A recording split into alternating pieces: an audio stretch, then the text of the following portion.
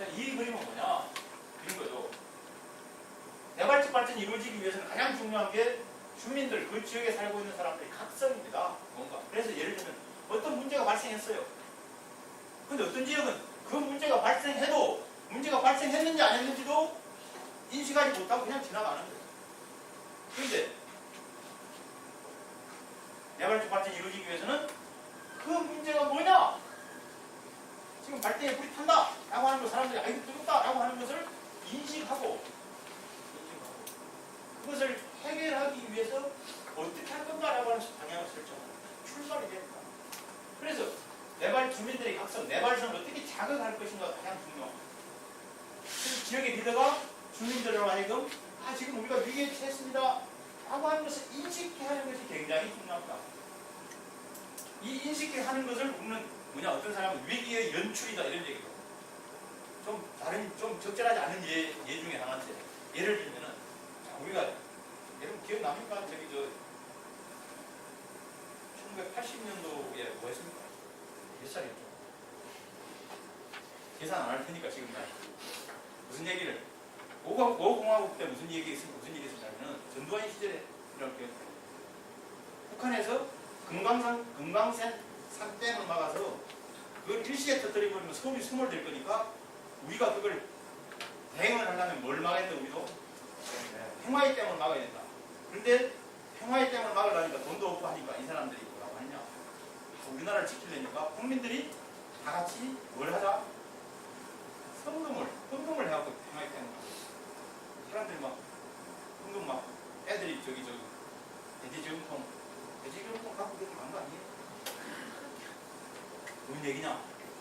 전두환이가 연출을 하고 사람들이 하게 나서게 적절한 얘가 아니지만 지역의 마을의 주민이 우리가 지금 이대로 한다면 죽습니다. 지금 인간같기 때문에 터뜨려버리면 우리 다 소멸된다. 당신 지금 그렇게 앉아서 있을 시간이 아니야. 좀 나와봐. 라고 하는 걸 적절하게 잘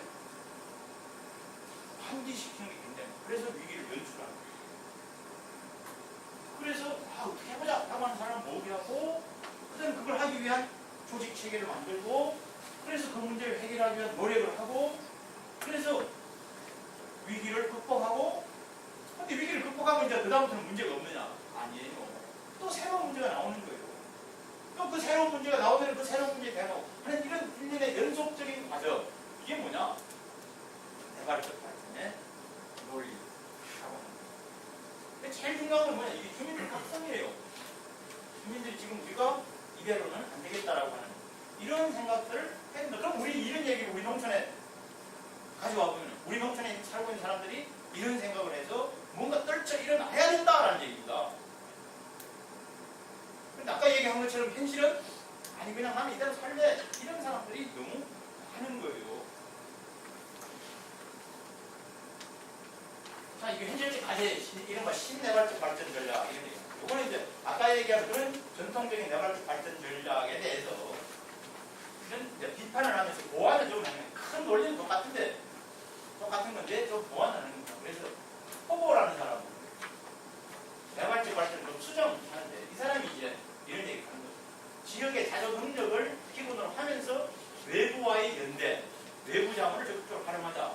그래서 내발적 발전이라는 게 무슨 우리가 갖고 있는 것만 갖고 계속 하는 게 중요한 게 아니고, 지역의 자립 여부가 중요한 게 아니라 지역의 사람들이 자기 지역의 발전에 대해서 통제력을 갖고 있는 거 아닌가, 이게 더 중요하다, 이런 얘기를 주장을 하게 되는 거죠.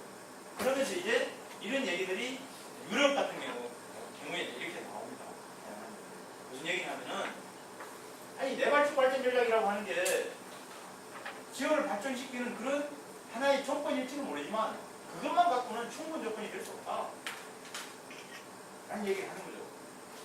필요한 조건이긴 하지만 충분 조건이다. 역량 강화가 중요하다고 하지만 역량 강화라고 하는 것도 어떤 대한민국 전체 정책 또는 지역 내에 역량 강화할 수 있는 구조, 이런 것이 똑같이 만들면은 그건 지속될 수 없는 거다.